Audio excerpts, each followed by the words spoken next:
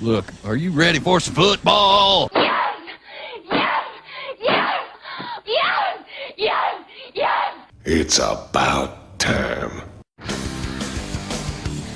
And now, it's time for another episode of the 12-Man Fan Jam Show. A show made by 12s from around the world, for 12s around the world.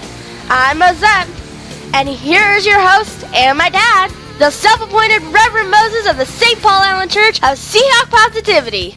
Yes, thank you, Mosette, and welcome, 12s, to episode 408 of your 12-Man Fan Jam Show as your Seattle Seahawks get ready to kick off the 2016 NFL season against the Miami Dolphins. So sit back, relax, grab a desired beverage or sin of your choice, and remember, it's now time to squish the fish.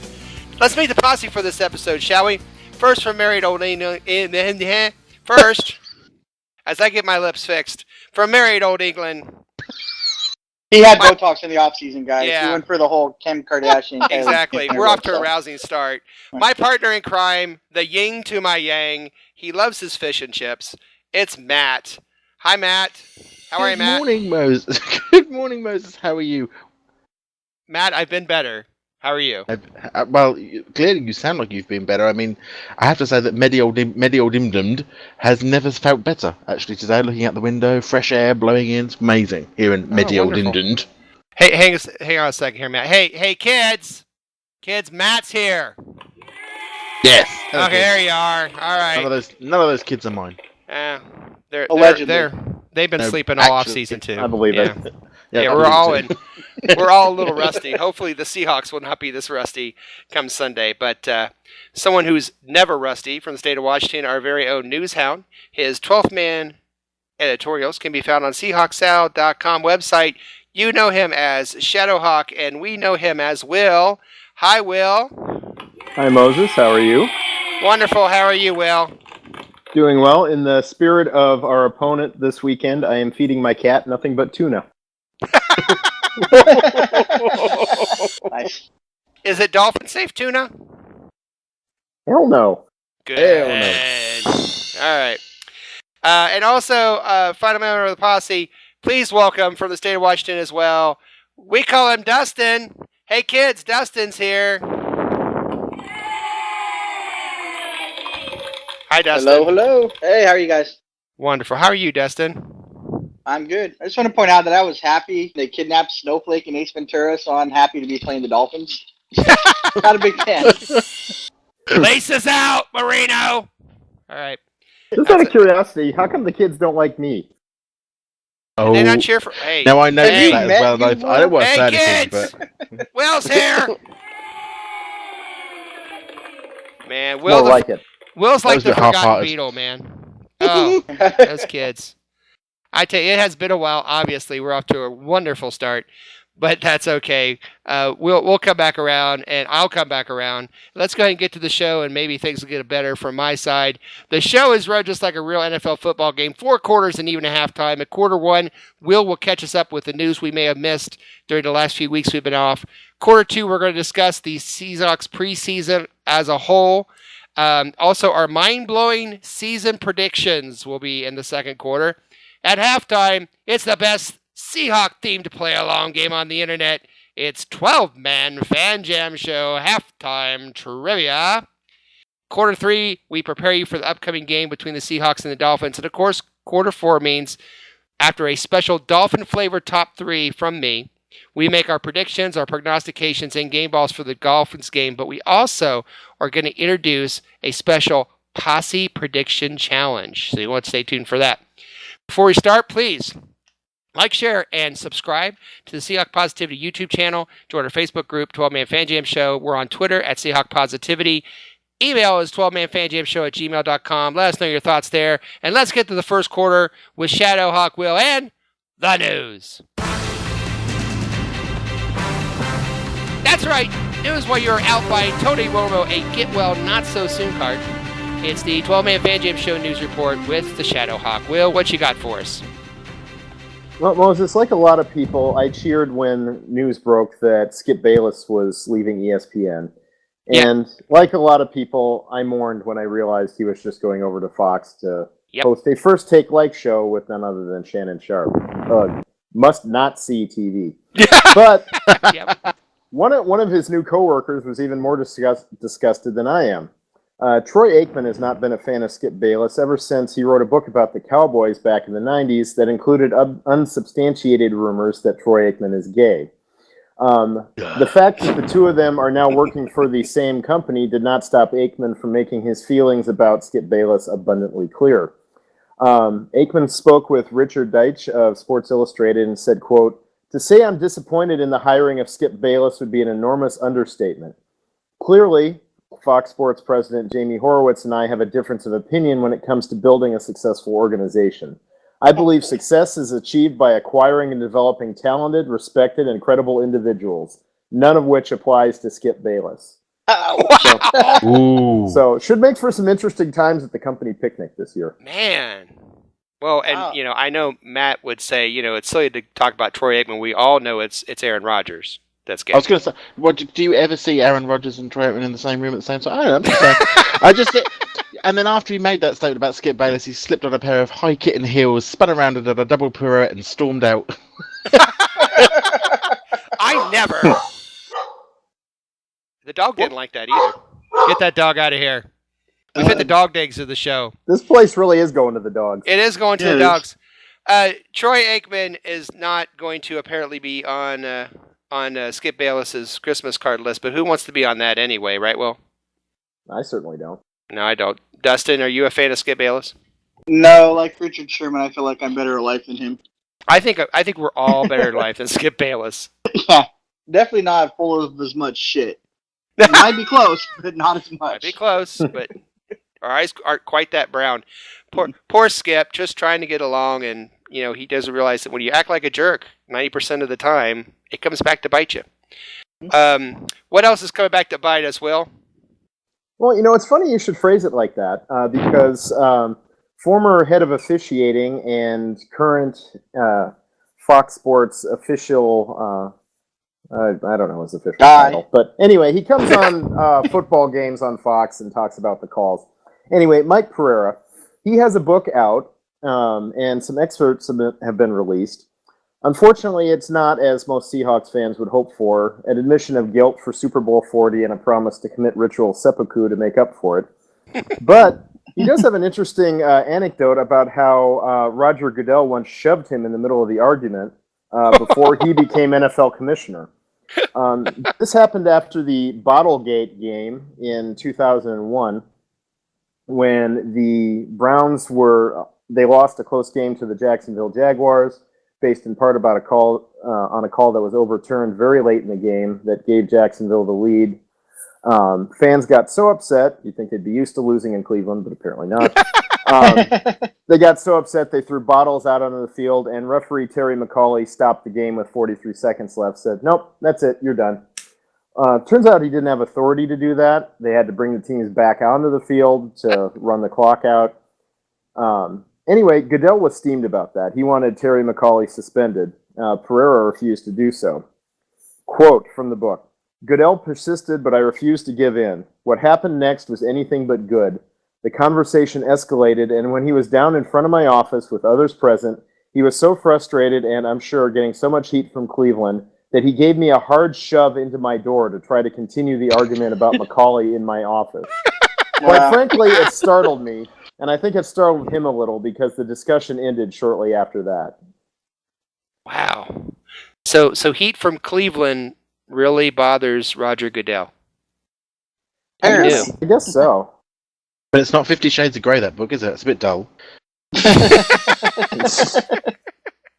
If we could get an angry Roger Goodell and Skip Bayless in the same room, now that would be must-see TV. That would be awesome.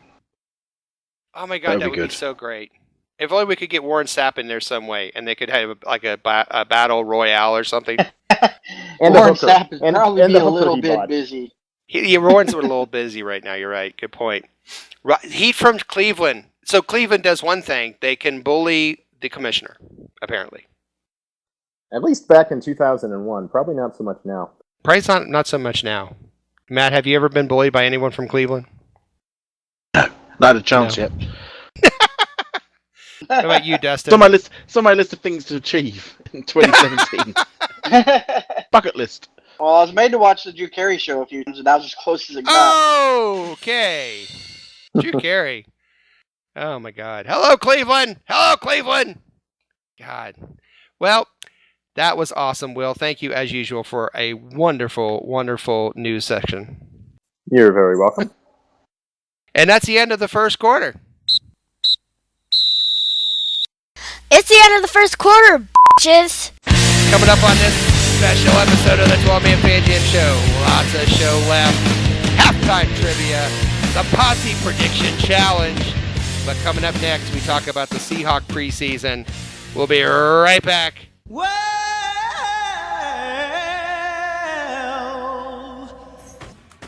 And now it's time for a 60-second rant.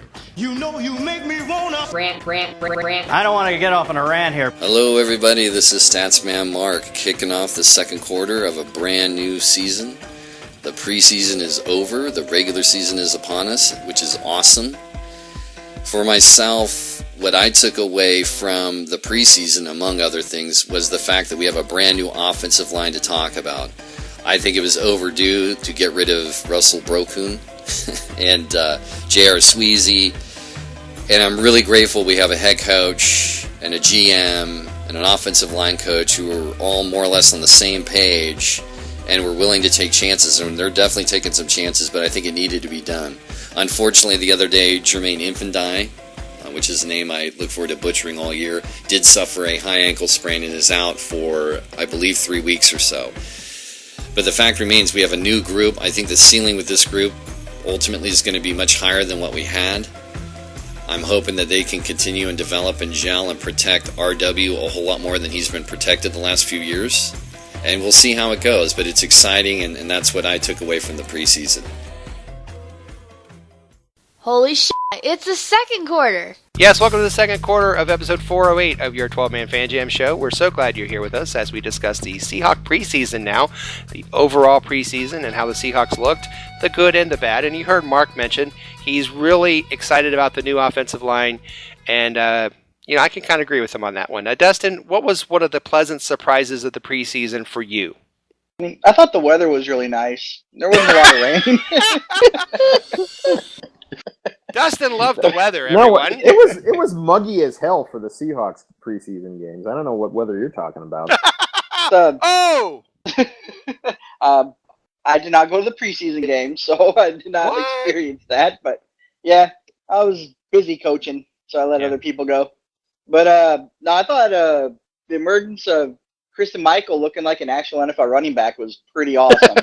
It was. I mean, going into the season, I had him written off. I thought for sure he wouldn't make the team. I wasn't even giving him a second thought, even though he did okay when he came back last year.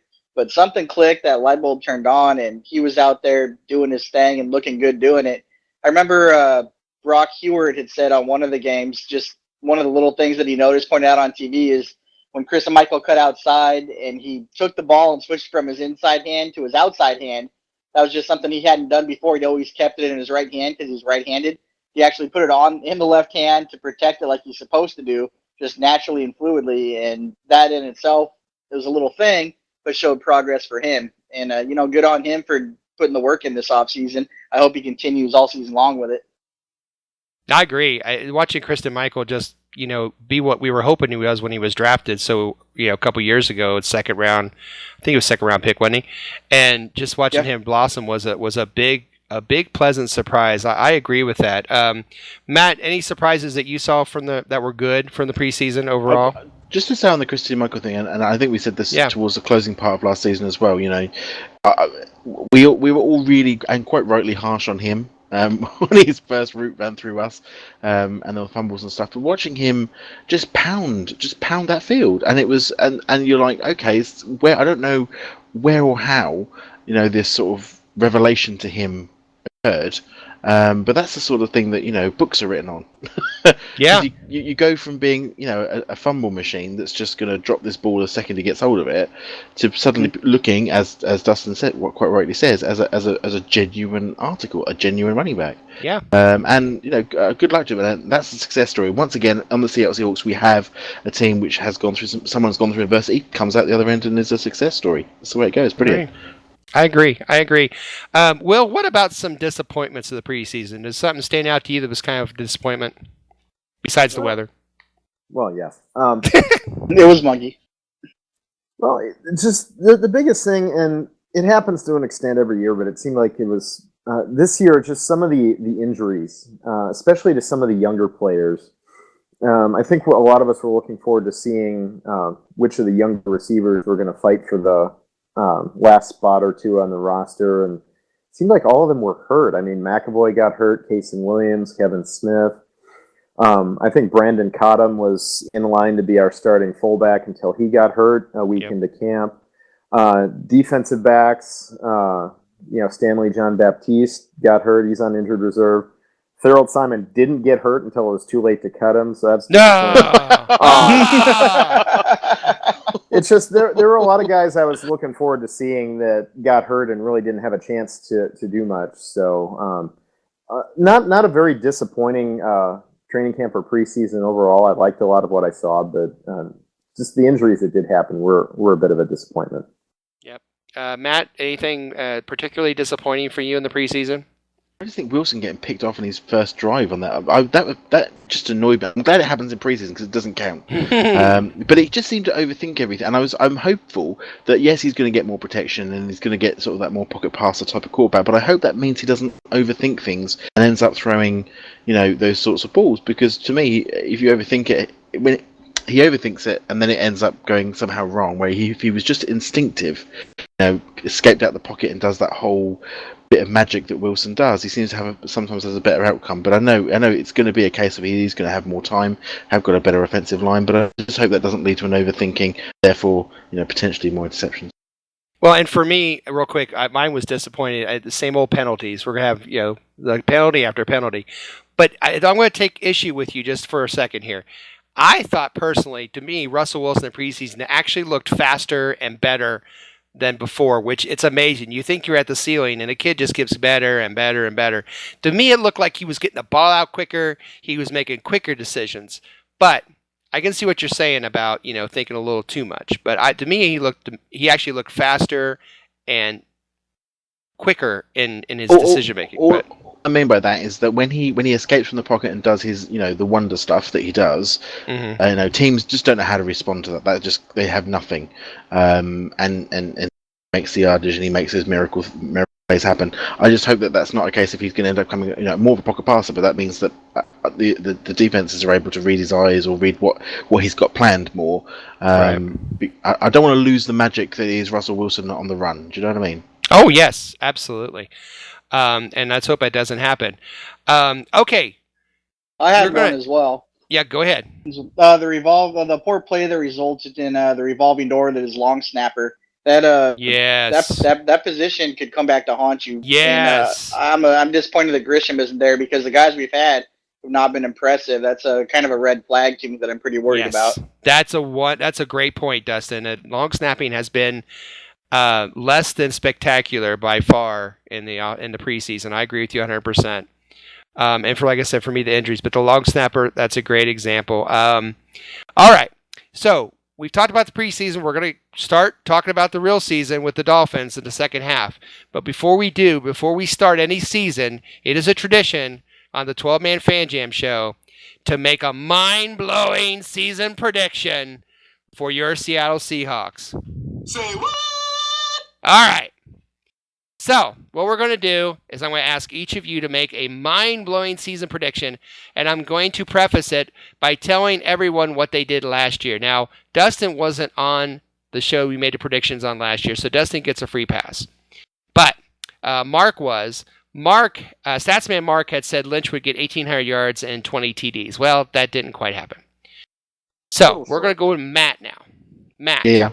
You said last year that Jimmy Graham would get 100 receptions and 19 touchdowns. Just a hair off. So, what is your mind-blowing season prediction for the Seahawks this season? Well, I'm going to go a different route. I'm not going to pick a player on this one. I'm going to pick the team as a whole. I think this team is going to get exactly half the number of penalties than it got last year. Half the number. Say what? Half the number of penalties. Half the number of penalties. Mind-blowing. That'll just be in the first game. That would be scary. that would be scary. Gotta be mind-blowing. That's the prediction. Gotta be mind-blowing. It'd be mind-blowing. Will, you proudly proclaimed in a show a year ago that the offense and defense would both house Rookie of the Year for the Seahawks. Didn't quite happen, although Tyler Lockett had a wonderful year, and Frank Clark is a wonderful defensive player. Will, what is your mind-blowing season prediction for the Seahawks this year? Michael Bennett will break the NFL sack record. Say what? Michael Bennett! What is it, 85 or something? What's the number? 22 and a half is the NFL record for number of sacks in the season. Michael Bennett looks like a man possessed. Maybe literally a man possessed. I don't know. And I think he's just going to go off this year. Michael Strahan. Oh, Strahan, yeah, of Here's course. what I want to know. If they get to Thanks, 22, whoever they played the last game of the year, which I don't know off the top of my head. Last game of the year. San Francisco. If San Francisco can just hire Brett Favre to fall down in front of him like he did with Michael Strahan, we'll be in business. Yep. That would be awesome. Bennett won't need that. He's going to run up to Blaine Gabbert and rip his head off for the 23rd sack. Blaine, that's not a name. That's some Game of Thrones stuff. Yeah, it is, man. That'd be awesome. Okay, Dustin, you got a clean slate. You were not part of this last year. So what is your mind-blowing season prediction for the Seahawks? That I will make a prediction. Oh! Bum, bum, bum. I'm going to say that Doug Baldwin's going to shun everybody that says last year was kind of a fluke for him when he came on. Okay. And he had 14 touchdowns last year. I'm going to say he's going to up that to 18 this year. Woo! Ooh, that's good. Nice. 18 TDs for Baldwin. Love it. Love it. Love it. Well, I went back and forth on mine. Last year, I said that Russell Wilson would reach all-time highs in touchdown passes, yards, and quarterback ranking. That was actually not bad. But on his way to MVP, that's where it fell short. So, and I actually did pretty good on these, believe it or not. I'm going to say this year, and it's very simple, and it's also a team mind-blowing prediction. The Seahawks will be record-wise, not that stupid tiebreaker garbage, but record-wise. I looked at the start of the season, I thought, man, they could go 5-0, 6-0. The Seahawks will be tied or better record-wise for first place in NFC West from start to finish. But there's more. They will finish the year, ladies and gentlemen, with the number 1 seed for the NFC playoffs. Say what? There you go. Number 1 seed for our team, and we all know what's going to happen if that happens. Bold. I'm going to have to pay more money to go to the game. That's right. Yes. Yes, you will. Dustin will be But you skint will for the like rest of the doing year. it, Dustin. But we'll all be happier, and we'll be saving our money for more Super Bowl memorabilia, but that's all right. All right. That is the end of the second quarter. It's halftime. Holy shit, it's halftime! Coming up, so much more show. How will the Seahawks win Sunday? How much bubble wrap does Tony Romo really need? Who's Colin Kaepernick's public relations advisor? All these questions are answered and more just around the corner. But first, another edition of your 12-man Fan Jam Show Halftime Trivia. Coming up next!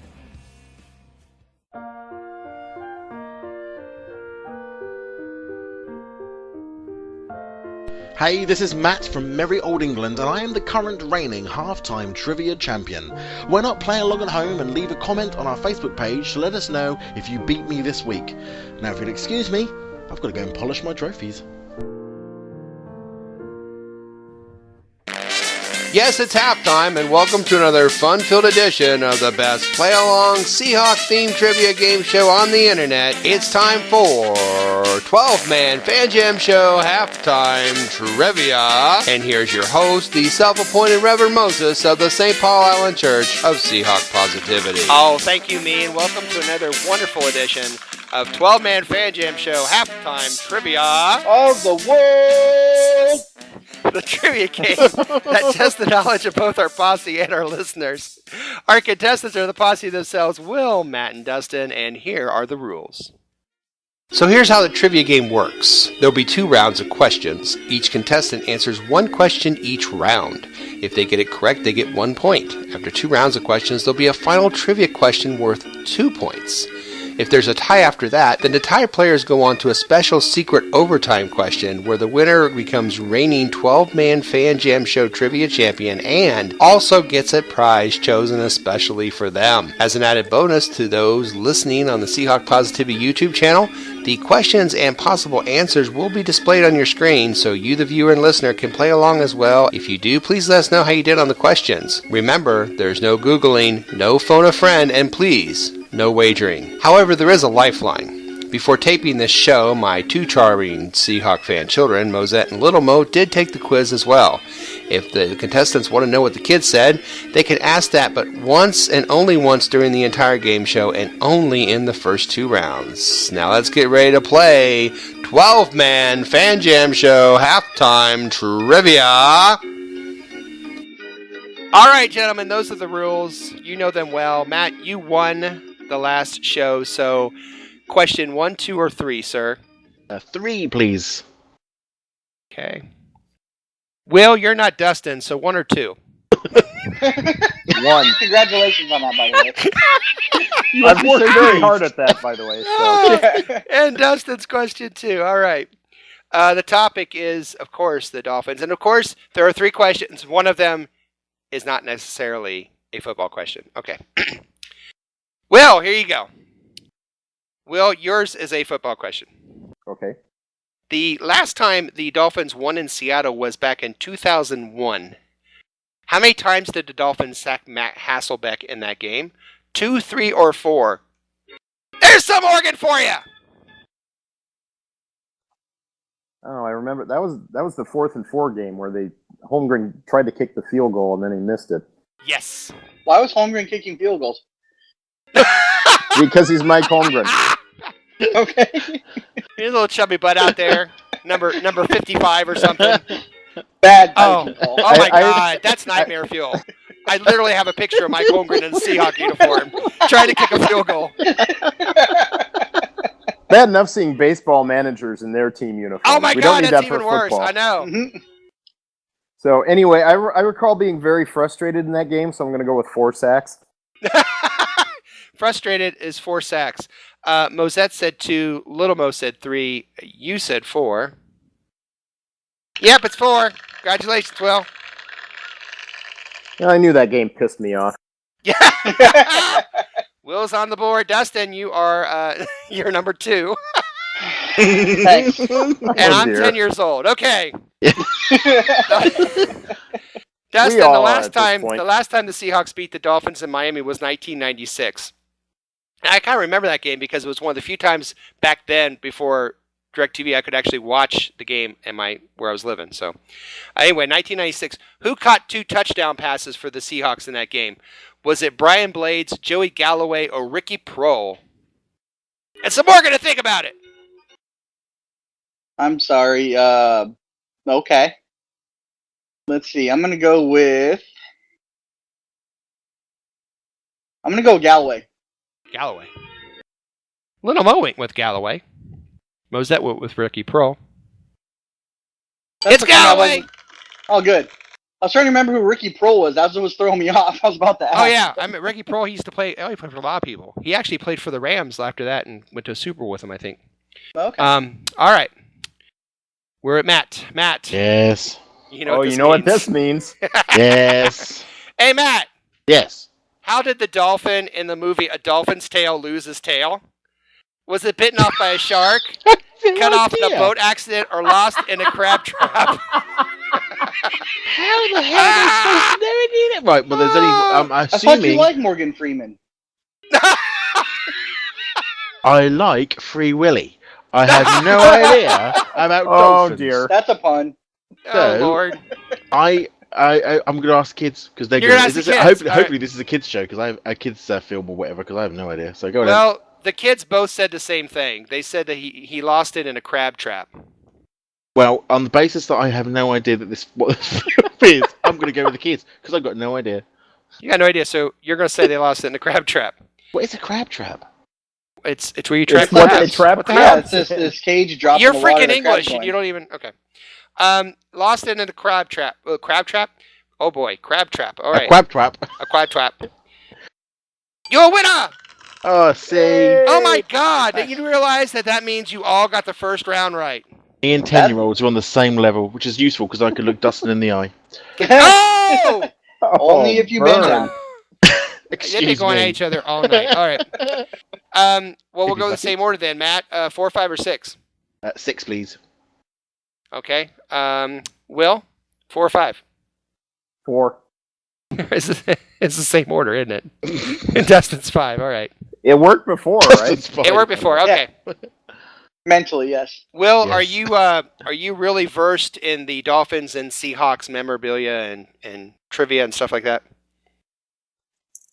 Oh, should I have the bad feeling that I'm getting about this? Yeah, because this is about the movie Scarface. I was So, gonna say this was like a 7. Will, Go with the kids. Go with the kids. Will, what, Scarface? They love Scarface. Oh my God. Will, in the movie Scarface, how many times is Tony Montana actually called Scarface? Is it never, once, or twice? How many times is Scarface actually called Scarface in the movie? Never, once, or twice? I'm going to ask the kids. Well, okay. Nice. Mosette said never, and Little Mo said once. I can't think of a time, so I'm going to go with never. He's going That's what never. I'd go with too. Now, he actually was called once, and it was in Spanish. And what Oh, that scares doesn't me, count.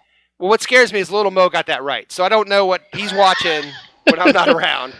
But I hope the guy's not Scarface. Just wait for his analogies about towns, and you'll know. Yeah, wait till the therapy comes in, and we'll find out. All right, Dustin. Yeah. That means you and Matt obviously have football questions about the Seahawks and the Dolphins. And Dustin, yours is this. When the Seahawks beat the Dolphins in the 83 playoffs, that wonderful, wonderful game, who led the Seahawks in receiving yards in that game? Was it Paul Johns, Steve Largent, or Kurt Warner? Who led the Seahawks in receiving yards in the 1983 playoff win over the Dolphins? Paul Johns, Steve Largent, Kurt Warner. Oh, I don't know, but I like Steve. I'm going to go Steve Largent. Who doesn't like Steve Largent? I mean, honestly.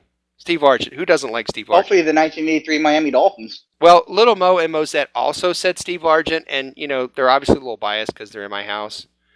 But it was Paul Johns. Paul Johns with 60 yards. Steve Largent with 56.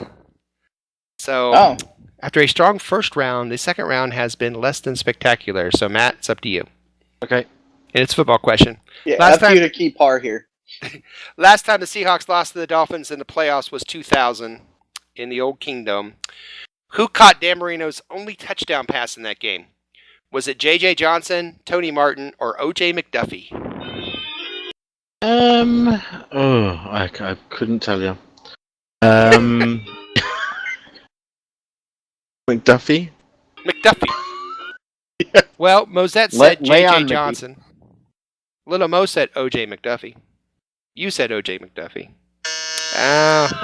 It was J.J. Johnson. So after the first round that nobody got any wrong, nobody got any right in the second round. But we're all tied, which means we'll have a champion. All right, final question is high-low. The closest to it without going over obviously gets the 2 points and the win tonight. If everybody's over, whoever's closest to the number gets the 2 points. All right. The order we're going to go with is we are going to go Dustin, and we're going to go Will, and then we're going to go Matt. And that is based on wins the season so far. Champion. All right, here you go. Dustin and Mark and Will and Matt, here are your final question. I don't know why I said Mark. Anyway, in the last game the Seahawks played the Dolphins was 2012, and they lost. How many penalties did the Seahawks have, Dustin? How many penalties? I'm going to go with too many. Okay, too many. Yeah. I don't know. 10. 10. Will, how many penalties does Seahawks have? In the last game, the Seahawks played the Dolphins in 2012. Well, I don't think they flagged it when the sprinklers came on. So No, I was no, going they to did say, not. I remember that. Yeah, the Buffalo Wild Wings moment. Yeah, I'm going to go with 12. Gonna go with 12. Matt, how many? I'll go with 10 was the lowest, so I'll go with 9. Okay, 9. I got news for you. Somebody hit it right on the button. Freaking Matt. Probably. Horrible. All right. In the last game, the Seahawks played the Dolphins in 2012. The Seahawks had 10 penalties. Oh my Sweet. goodness! Whoa! Oh my Dustin! goodness! Bam! There it is, buddy. Dig it. I It's checked Dustin. emails, no Congratulations, defense on me buddy. this time. Awesome. Oh, I love this song. We don't hear it enough ever. That's a special request Get going used out to to it. Dustin. Congratulations, Dustin. Thank you. Well thank done. You, thank you. Well done. Hey, everybody.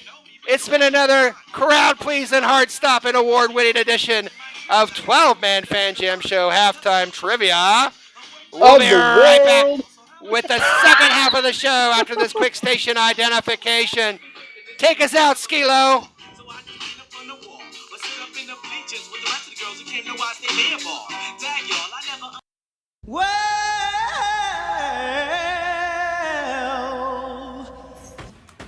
And now it's time for a 60-second rant. You know you make me wanna. Rant. I don't want to get off on a rant here. Yeah, so those of you that remember the last show, I won the trivia, which means I get to have a rant. But more so than that, I get to have the first rant of the new season. And there is no greater honour on the 12-Man Fan Jam than taking a rant on the first game of the season. But I don't want to start with a rant, really. What I want to start with is a bit of hope and a bit of goodwill. We are all football fans. Every single one of us is a football fan. And our players, our teams have spent a lot of money and a lot of time and a lot of effort preparing for this season upcoming. And regardless of protests, of political issues and all those other things that are going on at the moment in the United States and here in the UK, let us all remember that we are all fans, we are all have something in common, we've all been waiting for this season to come along. So I hope I don't see any burning of jerseys or anything like that. Let's keep it civil, let's keep it on good ground, people, and just enjoy the season.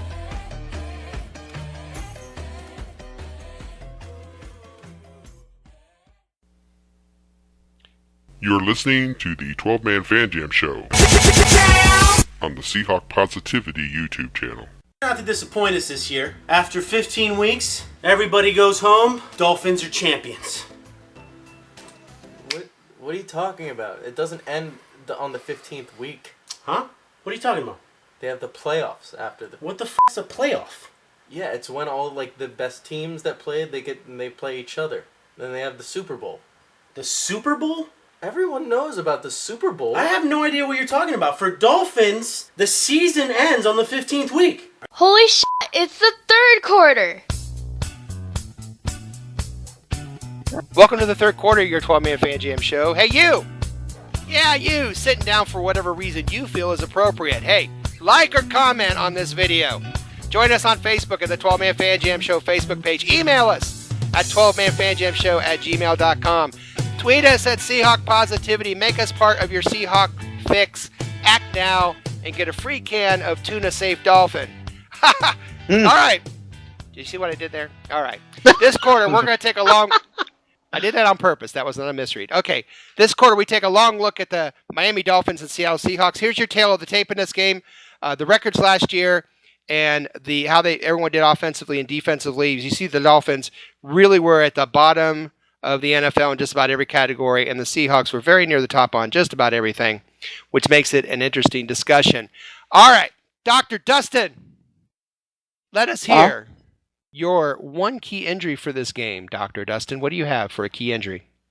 I don't see how it can be anybody but a Fetty, to be honest with you. That high ankle sprain is going to keep him out for, up to 6 weeks, because we're going against a defensive line who, on the interior, where Fetty plays, has Ndamukong Suh and Mario Williams. They're two tough interior guys. So that's going to shake things up and make it a little bit difficult for the Seahawks, I think, with pressure up the middle in Russell's face. I totally agree. And a non-injury report for me would be the fact that what I'm hearing is Jimmy Graham being full participant all week in practice, which I think is fantastic. Absolutely. Yeah. But yeah, I agree. If Eddie, not being there is going to be a big issue in this game. It could be. 300-pound plus issue. Yeah. So hopefully it will not be a big issue, because if it's a big issue this week, we're talking, 2 or 3 weeks, Dustin, before he comes back? Up to 6. 2 to 6, yeah. Oh, geez. Okay. Yeah, those ankle sprains can linger for a while. Yes. Let's hope that. And now, Dustin, real quick, it's a high ankle sprain. Do you want to explain what that kind of is? Not really. Honestly, I know it's something that they talk about, and it's something they say. I know it used to be considered a broken leg, and it has something to do with the ligament that's in between the tibia and fibula, from what I understand, which is the shin bone and the bone next to it. Yeah, I don't it's around understand it's around the front, isn't it? though. It's around the front. Around the front, Dustin, like it's like the front of your foot, as opposed to like an ankle sprain usually is on the side. Is that right? Yeah, probably, because of where the tibia and fibula connect. Like I said, I'm not that familiar with that injury, but I'll look it up for next week, though. No, it's okay. Sounds great. Reported in regular people terms. To the shin bone, the shin bone's connected to the ankle bone. There you go. All right. Now let's have the weather report for the game with Matt. Hello. Hi, Matt. What's the weather report for the game coming up? Here on the 12-Man Fan Jam, we don't like to stereotype our panelists. We don't like to think that just because the British people talk about weather all the time that they can't talk about injuries anymore because they don't know. Got to give over to a doctor, apparently, who doesn't know where the frickin' bones are in the foot. But instead, they've decided to put me in charge of weather. So welcome to the game day weather here in Washington State, where the snow is measured in inches, just like Dustin. Well, it's because we're in America, okay? Hold on, here you go. I'll give you some background. Here you go. We're not metric. There you go. Weather report, go ahead. 21st. Right, now, the weather for today is coming from the NFL website itself, so I'm just going to read it as I see it, because to be frankly honest, all of these numbers look far too high to me, because I have no idea what any of them actually mean. So apparently it's going to have a little sunshine with a little bit of cloud, which seems to me like they're just covering their bets, because it could be anything really, couldn't it? And they're saying it's going to be 68 Fs or 55 Fs. I don't know. Hey, that's Fahrenheit. You damn metric freak. Fahrenheit, and apparently there is a 10% chance of precipitation in the Seattle area, which to me sounds like a complete drought in Seattle. Because the last time I was there was a 155% chance of rain every day, all day. And lots of hills to climb. Yes. So that is your game day weather. It's going to be 68 Fs, 55 Fs, slight chance of getting soggy, and the sun might be in the sky at some point if it isn't covered by cloud. Damn, that's a lot of Fs. A lot of Fs. Will, is that an abnormal amount of Fs for this time of year? I really don't give an F, quite frankly. But it's not going to be muggy. I've lost complete control. All right. Well, we've got our weather. We've got our facts, our tail of the tape. We have our Dr. Dustin with the injury report. So now it's time for the posse to finish this phrase and give us a key to this game by saying the Seahawks win this game if. All right. Matt, the Seahawks win this game if they score more points than the Dolphins. Yeah! That's deep, man. I know. Man. What? I'm sorry. I'm still just counting Fs. Sorry, I'm just really busy here. I'm trying to do an exchange here to find out what that actual number means, but I don't know. But yeah. Well, we know. We're all right. Will, the Seahawks win this game if Jamarcus Webb is a better guard than he is a tackle. Oh my God! Please. Dustin, the Seahawks win this game if the receivers of the Seahawks win their battles right off the line of scrimmage and get open early, because that's going to allow Russell Wilson to get rid of the ball before he has to worry about the offensive line letting guys through. Yeah, agree.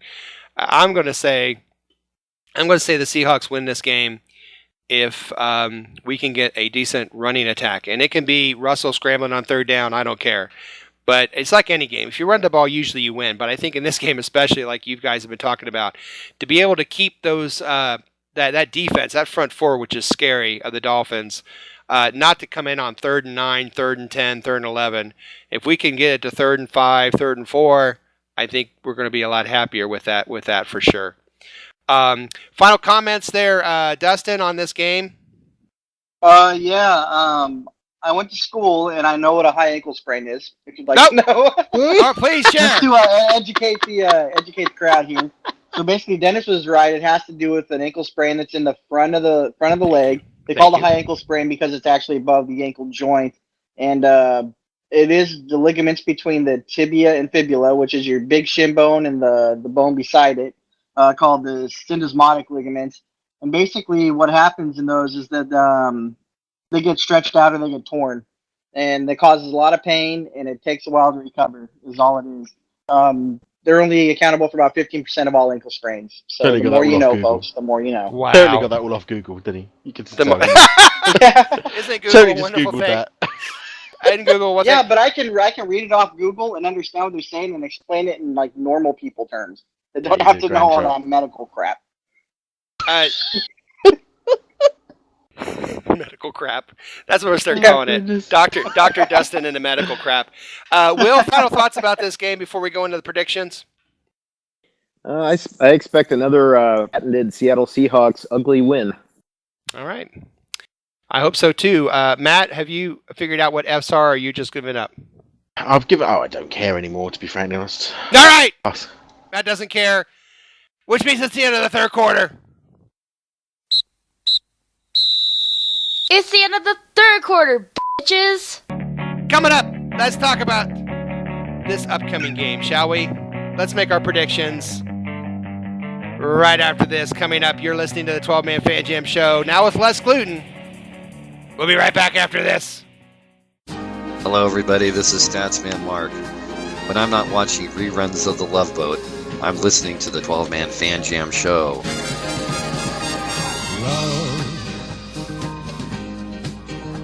Exciting and new. Well,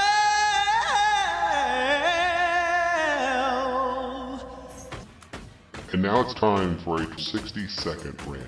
You know you make me wanna Rant. I don't want to get off on a rant here. Hello, everybody. Statsman Mark again. Welcome to the fourth quarter of our lovely show. I'm first going to get into a key to our game, which I believe is going to be our rushing attack.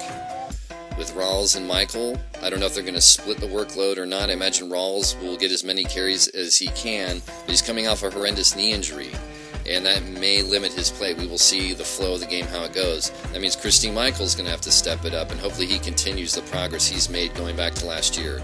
So a key for week one, in my mind, is the effectiveness of our running game.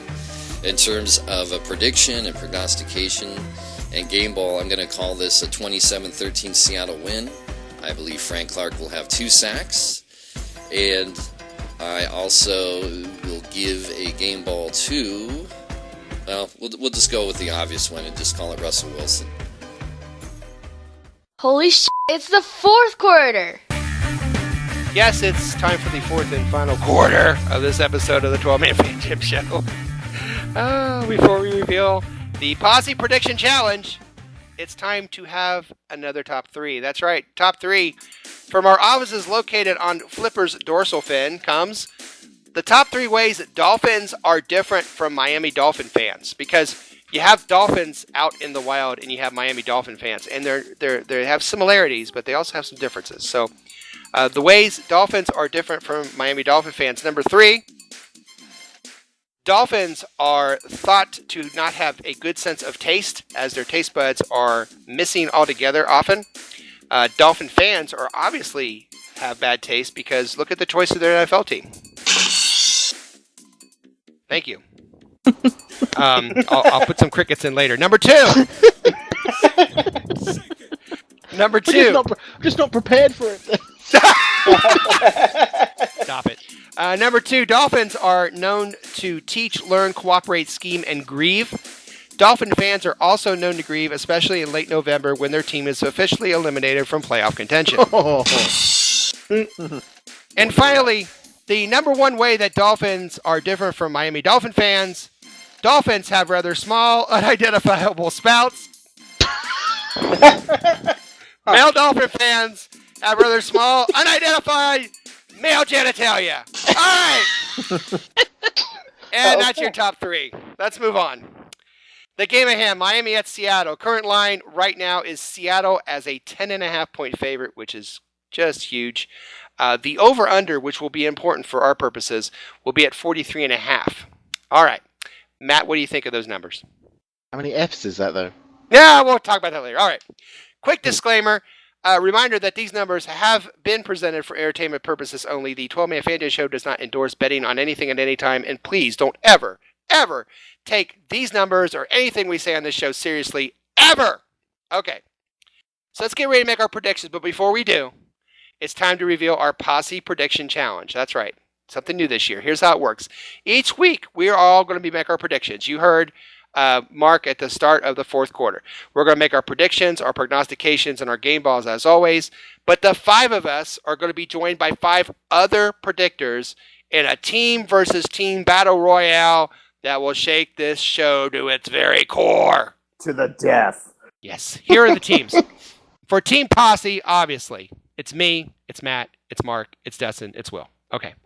But there's a Team 12, and they are Little Mo, who's been on the show, Jose Rodriguez, who is a regular on our 12-Man Fan Jam Show Facebook page, Tom Lucas, who is also a regular on the Facebook page and has also been on the show, Mike Pascal, whose Game Buzz comics are weekly wonderful to read, and of course, Emmy Award-winning Mark Ty Turner, who has 2 outstanding books about the Seahawks season that you must read if you've never read. So, I will read their predictions each week before we make our own. All right? There will be still the individual scoreboard and a team scoreboard. So what should happen if Team 12 overall beats Team Posse? Well, will they have a show of their own? Maybe a chance to gloat individually? We'll decide that later. If you have any suggestions, we would love to hear it. But for now, here's how the scoring this year is going to be tabulated. Very similar to before. Prognostications on the button, 3 points. If not, the closest person gets a point. Game balls, there may be more than one, but it has to be a person. And if you get a game ball, you get 2 points. Predictions, if you hit both teams' score on a button, you get 5 points. If you hit one team score, you get 3 points. If nobody hits anything, the overall closest gets a point. Here's the difference. I'm going to total your scores, and we're going to go over-under. So at 43.5 for this game. If the Seahawks Miami score is under and your total is under, you're going to get 2 points. Okay? So you really have to give a score. That's all you have to worry about. So here's Team 12 and their picks. We'll start with Team 12. Little Mo said 35-10. His prognostication is Russell Wilson, 2 rushing touchdowns, and he's going to give his game ball, obviously, to Russell Wilson. Okay. Jose said 23-13. His prognostication is Christian Michael will get more rushing yards than Rawls. Now, I know everyone's saying, Rawls is a second stringer. He gave me his prediction like 2 weeks ago. So I'm going to go with it because he didn't know at the time, I don't think, that Rawls was ill. And game ball to Lockett because, as he said, no one on the Dolphins is fast enough to cover him. All right. Tom Lucas, 27-13 Hawks. I think Rawls will prove himself as the lead back of the Hawks and have 125 yards rushing. We'll see about that. Maybe. You never know. Game ball to Baldwin. Mike Pascal, score 23-13 Hawks. Prognostication, Wilson sacked 3 or more times. And game ball to Tyler Lockett. Mark Ty Turner said 24-9 Seahawks. The O-line's going to give up 5 sacks and game ball to Baldwin. I see him catching a couple of TDs for 100 yards. All right. Now it's time for Team Posse. Those last 2 prognostications. They were kind of shaky, yes. A little negative, but it's all right. We'll see. Now it's time for Team Posse's picks. And as you heard going into fourth quarter, Mark said the key to the game is the running game. He says 27-13 Seahawks. He says Frank Clark 2 sacks and game ball to Russell Wilson. And now we'll go to Matt in Merry Old England. Matt, drop the Fs and tell us what is your score, your prognostication. Now the last time we played these guys in the sprinklers and all that stuff, if I remember correctly, I had a feeling. Did I not, Moses? You did, and you're the only one that got it right because you said but then you bought the shampoo and you shaved and everything was good to go after that. So yeah, everything worked out fine after that, apart from the fact that we lost. That we did. Now, yeah. Yeah. Now we're gonna start slow in this game. But that was in Miami now. It was. No, and we had Sprinkler Brigade and all that other stuff going on. Bill Belichick streaking out the back of the stadium after turning the sprinklers. I'm going to go, okay, we'll win. I'll put it down as a win. Go. The score will be 2017. Guys, I think Christian Michael's going to get 87 yards with 1 TD, and I'm going to give my game ball to Christian Michael. was very specific running yards. I worked it out because there's a conversion that I just found out for Celsius to Fahrenheit, so I'd use that conversion in that number. It's fine. Okay. All right. I tell you what, we'll give it to you if it gets like around 87. If it's close, we'll see. All right. If it gets like 87.5. Yeah, something like that. So minus 1 yard. Minus, give or take a yard. Dustin, it's great to hear from you again, my friend. Hey, you too. All you guys. Hey, you got a score? You got a prognostication? Maybe Yeah, prediction? I do. Yeah, and I'm actually very close on the same page with Mark Ty Turner. I think that it's going to be a 24-10 game. Seahawks, obviously.